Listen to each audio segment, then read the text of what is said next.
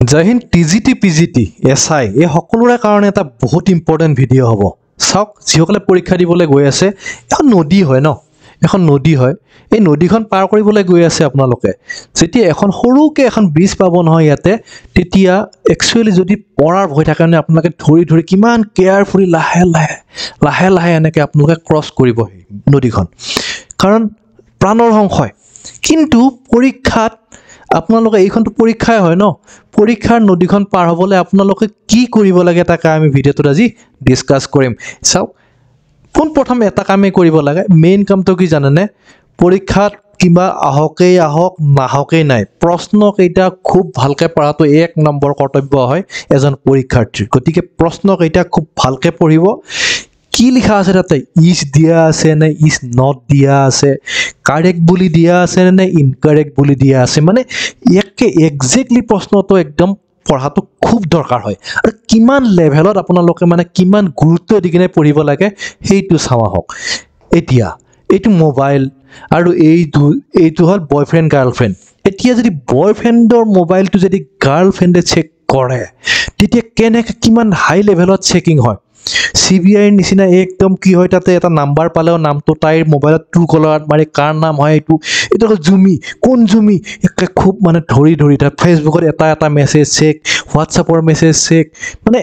अलग লেভেলৰ ফটো अलग লেভেলত চেকিং হয় এখন এইটো ফটো কৰ হিনা ফটো এখন ফটো ক'ত তুলিছিলে মোক দেখোন নকলিয়ে এনেকুৱা ধৰণৰ ইমান প্ৰপাৰ চেকিং প্ৰশ্ন কেইটা কেলে প্ৰপাৰ চেকিং নহয় আহি কিনে ঘূৰি আহি কিনে আপোনাৰ কি হয় আৰ তিৰিকা নহয় বুলিয়ে সুধিলে দেখো মইতো হয় বুলিহে কৰি আহিলো ওহো এনেকুৱা আপোনালোকৰ যিবোৰে গুৰুত্ব নিদিয়ে নহয় ভালকে প্ৰশ্নখন চোৱাত খাটাং হ'ব দুই চাৰিটা প্ৰশ্ন খাটাং হ'ব গতিকে চেকিং এই লেভেলৰ চেকিং কি লেভেলৰ চেকিং হাই লেভেলৰ চেকিং হ'ব লাগিব ওকে যি নহওক do answer only if you know the correct answer তাৰ পিছৰ প্ৰসেসটো কি জানেনে ডু এনসাৰ কৰিব লাগে অনলি যদিহে আপুনি কাৰেক্ট এনসাৰটো জানে নহয় তেতিয়া কৰিব কেতিয়া কৰিব ৰাউন্ড 1ত কৰিব আমি 3 ৰাউন্ডৰ খেলা খেলিব লাগে পৰীক্ষাত মই নিজে পৰীক্ষা দি পাইছো 3 ৰাউন্ড মাৰি পাইছো বুজি পাইছে না তাকো গ্ৰেড 1 আৰু গ্ৰেড 2 লেভেলৰ মানে গেজেটেড লেভেলৰ পৰীক্ষাত তাতে দিও পাইছো পাসও কৰি পাইছো গতিকে চাওক 3 ৰাউন্ডটো মাৰিব লাগিব এক নম্বৰ কথা গতিকে to answer the correct question only if you know the okay first roundত তবে next roundত আমি কি কৰিব লাগিব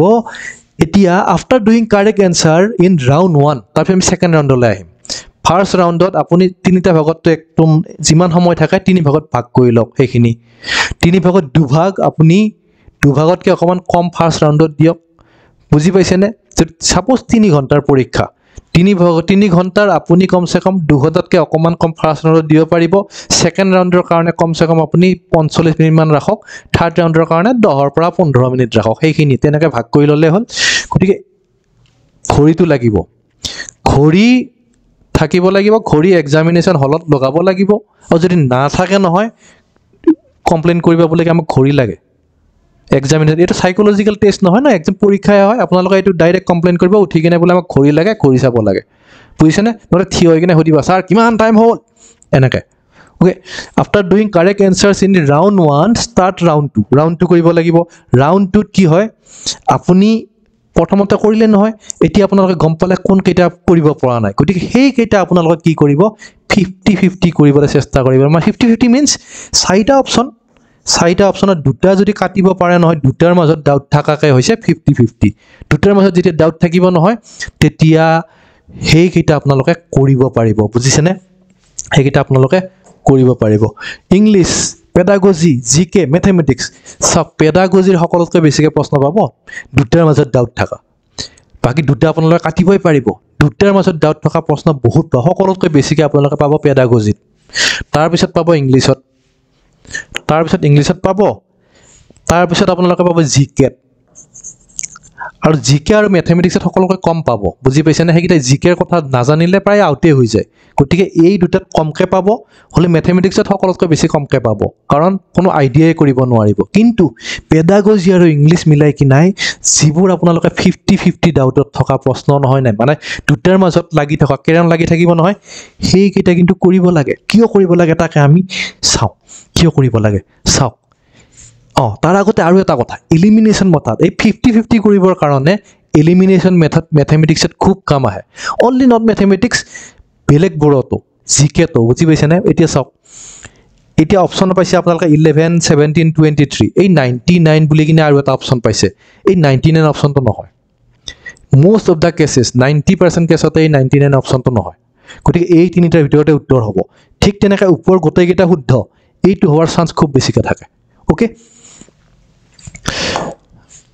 এতিয়া ঠিক আছে মেথমেটিক্সত উত্তৰ চাই কিনে কৰিব লাগে মেথমেটিক্সত যিবোৰ নাজানা নহয় উত্তৰ চাই কিনে কৰিবলৈ চেষ্টা কৰিব উত্তৰ চাই কৰাটো বহুত বঢ়িয়া টেকনিক হয় বহুত ডাঙৰ ডাঙৰ মাষ্টৰবোৰে তেনেকৈ নিশিকায় বুজিছেনে কাৰণ তেওঁলোকে জানে যে কিন্তু যিসকলে অংক নাজানে নহয় তেওঁলোকৰ কিমান হাহাকাৰ কেণ্ডিডেটে গম পায় উত্তৰ চাই কৰিলে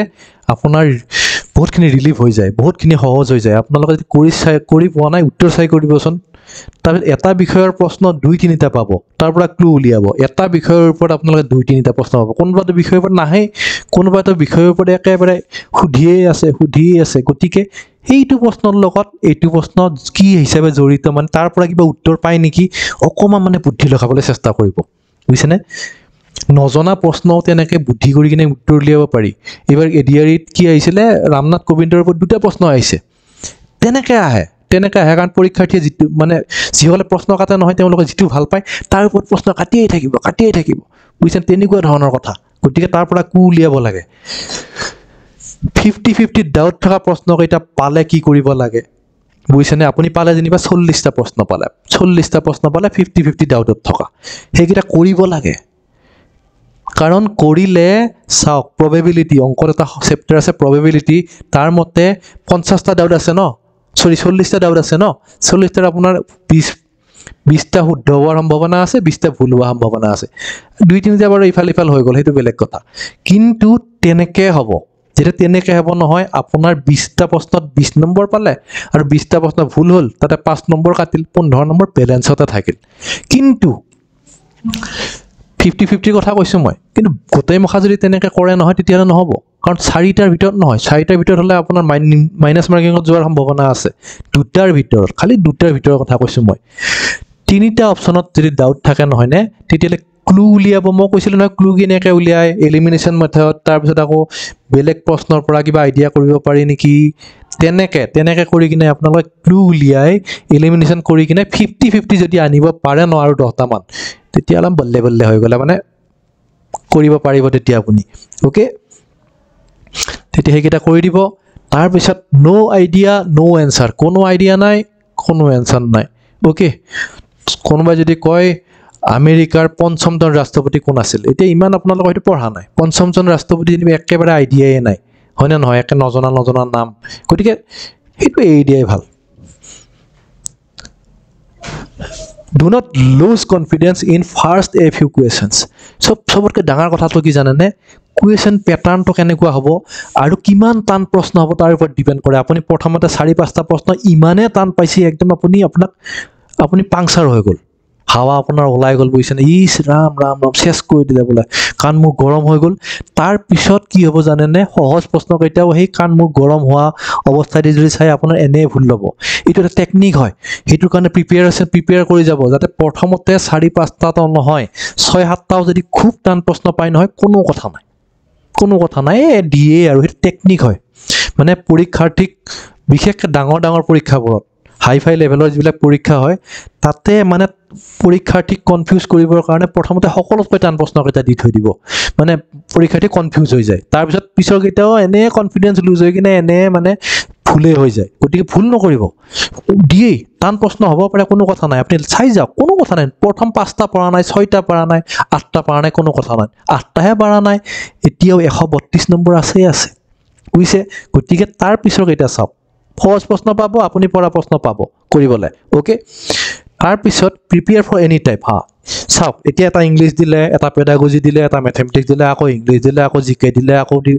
এনেকুৱা পেটাৰ্ণ পাম বুলি আশা কৰি যাব নাপালে ভাল কথা পাম বুলি আশা কৰি যাওক কোনো কথা নাই পাম বুলি আশা কৰি যাওক তেতিয়াহ'লে আপোনালোক ভয় নাখায় যিকোনো কথা সকলোতকৈ বেছিকে ভয়ৰ কাৰণে বা সকলোতকৈ বেছিকে বেয়াটোৰ কাৰণে আপুনি যদি ৰেডি হৈ থাকে নহয় তেতিয়া তাতকৈ আৰু ইমাতকৈ মানে সকলোতকৈ বেয়াখিনিৰ কাৰণে যেতিয়া প্ৰিপেৰেশ্যন কৰি যাব নহয় তেতিয়া আপোনাৰ ভয় নালাগে বুজিছেনে তেতিয়া ভয় নালাগে পাহাৰ এখনৰ ওপৰত যেতিয়া উঠিব নহয় আপুনি যদি ভাবি যায় মই মৰিমে আৰু বুজিছেনে তেনেকুৱা ধৰণৰ যদি আপুনি হেৰি থাকে ন তেতিয়াহ'লে উঠিবলৈ ভয় নালাগে বুজিছেনে গতিকে একদম prepare for the worst time management কৰিব লাগিব কৈছোঁ নহয় ঘড়ী লাগিব ঘড়ী নালাগিলে শিক্ষাগুৰুৱে যি থাকে নহয় তেওঁলোকক সুধি থাকক বোলে ঘড়ী ক'ত নালাগে টাইম কওক তেনেকৈ বুজিছেনে কাৰণ টাইমৰ হেৰি নকৰিব আপোনালোকে টাইম মেনেজমেণ্ট লাগিব বুজিছেনে খালি চাইক'লজি টেষ্ট কিছুমানত কি হয় টাইম কোৱা নাযায় বুজিছেনে টাইম ঘড়ী নাথাকে কিন্তু এইটো পৰীক্ষা তেনেকুৱা নহয় ঘড়ী নাথাকিব লগা পৰীক্ষা এইটো নহয় গতিকে টাইম লাগিব আপোনালোকে ইনভিজিলেটৰক কৈ দিব ঠিক তেনেকৈ 3 টাইমছ কি ঘূৰিব লাগিব নহয় প্ৰথমতে একবাৰ আপুনি কমপ্লিট কৰিলে ছেকেণ্ড বাৰত যিকেইটা 50-50 পালে সেইকেইটা কৰিলে থাৰ্ড টাইমত আৰু অকণমান চেষ্টা কৰিলে বুজিছেনে গতিকে টাইম মেনেজমেণ্ট ইজ ভেৰি মাছ তাৰ কাৰণে আপোনালোকে মক টেষ্ট কৰক 2-3 দিনটো মক টেষ্ট কৰক 29ত পৰীক্ষা 28-27 আপোনালোকে মক টেষ্ট কৰি দিয়ক অ'কে তাৰপিছত টেক ৱাটাৰ উইথ ইউ এইবোৰ চিম্পল কথা হয় পানী লৈ যাব পানী অকণ খাই দিলে মাথাই আকৌ বঢ়িয়াকৈ কাম কৰি দিব কনফিডেঞ্চ ৱৰ্কছ এভৰিৱেৰ কনফিডেণ্ট থাকিব কনফিডেঞ্চ এভৰিৱেৰ কনফিডেঞ্চে সকলোতে কাম কৰে বুজিছেনে কনফিডেঞ্চে সকলো নিশ্চয় বুজিছে